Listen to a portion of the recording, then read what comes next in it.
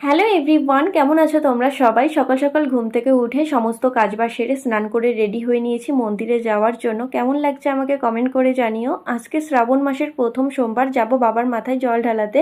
প্রথমে ঘরে ঠাকুরকে জল ঢেলে নিয়েছিলাম, কিন্তু সেই জল ঢালানোর ক্লিপটা তোমাদের সাথে শেয়ার করতে পারলাম না, ক্যামেরা অফ ছিল সেই জন্য।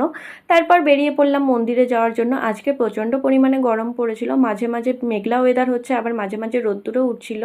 বাবার কাছে এসে দেখি কিছু ভক্তদের ভিড়, বেলা যত বাড়ে ভিড়টাও ততটাই বেড়ে যায়।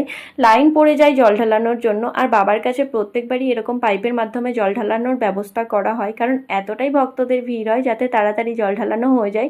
সেই জন্য এই পাইপের মধ্যে জল ঢাললে বাবার মাথায় গিয়ে সোজাসুজি পড়ে।